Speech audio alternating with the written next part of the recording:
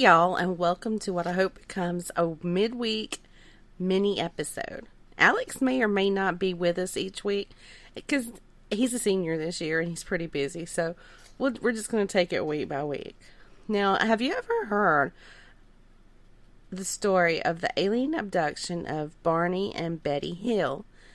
It's not a new story, and I had heard it before, and I'm sure there's been hundreds, if not thousands, of podcast episodes dedicated to them, but I couldn't let that stop me from doing my own.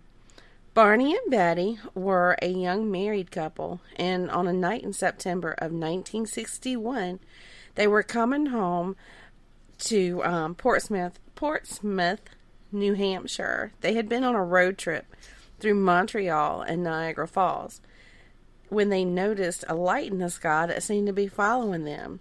They also realized they hadn't passed another car for many miles.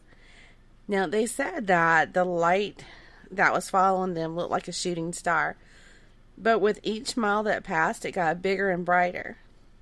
Barney told Betty that it was more than likely a satellite that had gotten, off of course, or off of track or whatever, just to reassure her. But the thing is, whatever that light was in the sky, it zigged and zagged. It ducked behind some trees, and it even seemed to give chase to their car. And they said that pretty much anything their car did, the light would kind of mimic the car's movements. Well, eventually, their curiosity took over, so they pulled over at a roadside pull-off so that they could take a better look with their binoculars. And that's when Betty saw that the light was actually an object spinning in the sky. Now, I do want to apologize. Seems like my allergy season is kicking in earlier this year, so please bear with me. But anyway, further on down the road, the object began to hover just above the trees, about 100 feet above their car. Barney stopped the car, grabbed a handgun that he had hidden under the driver's seat, and ran into a field that was on the side of the road, and he left Betty in the car by herself. Now, I'm just going to tell you that if it were me and my husband left me in a car all alone while I'm already freaking out, it probably wouldn't have been pretty when he got back to the car. But anyway, what Barney saw while he was out in the field was as large as a jet plane. It was round and flat like a pancake. He actually could see through the windows with his binoculars rows of gray uniformed beings, and a voice told him to put down his binoculars, and suddenly he was just unable to raise his hand with the gun in it. So at that point he started to realize they were about to be abducted, so he starts running back to the car screaming. And once he got in the car, they started speeding down the road while Betty kept an eye on that object. Suddenly, there was loud rhythmic beeps coming from their trunk.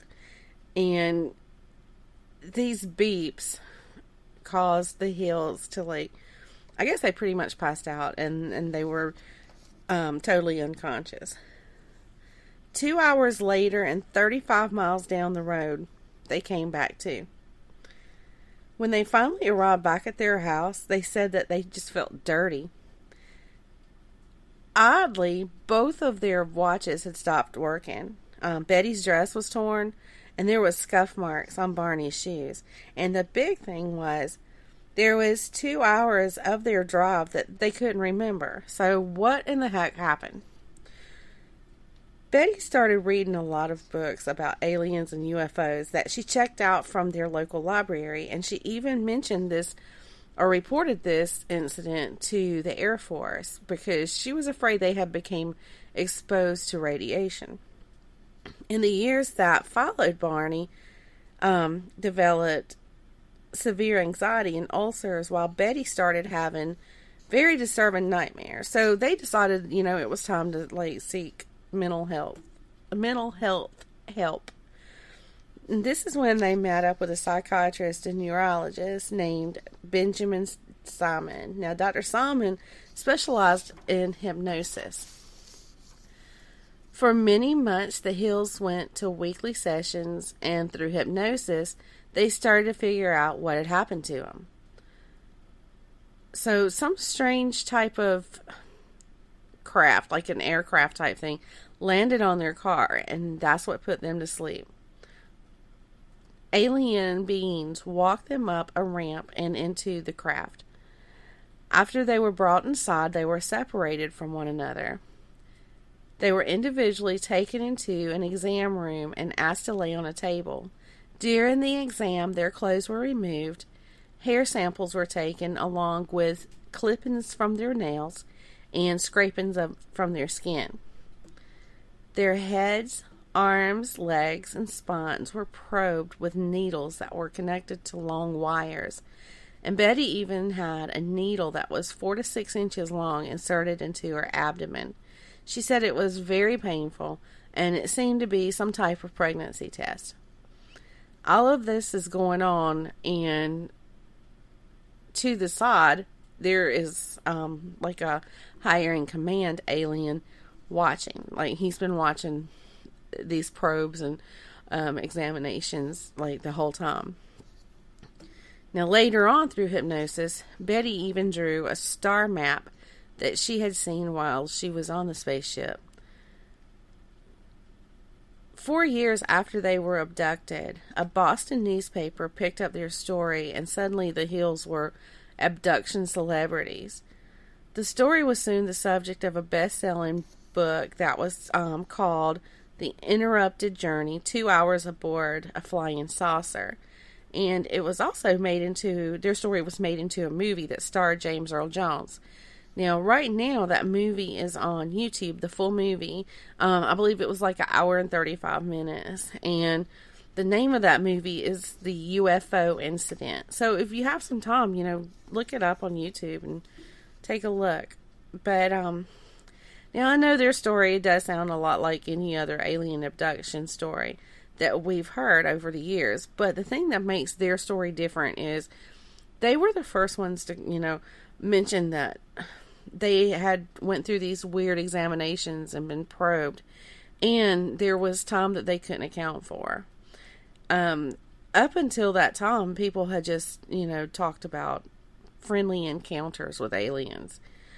But I believe that Barney and Betty coming forward the way they did paved the way for more people to come forward with their experiences. Now, do I believe in UFOs and aliens? I really do. Have I seen either one of those? No. But I will tell you that I do believe we're not alone in the universe. And when I go outside at night, especially at night, and during the day too, but especially at night, I do watch the sky because I know sooner or later I'm going to see something. And I want to see something. But so far, I haven't. Well, I know that was short, but that's the whole point, is the midweek mini episodes.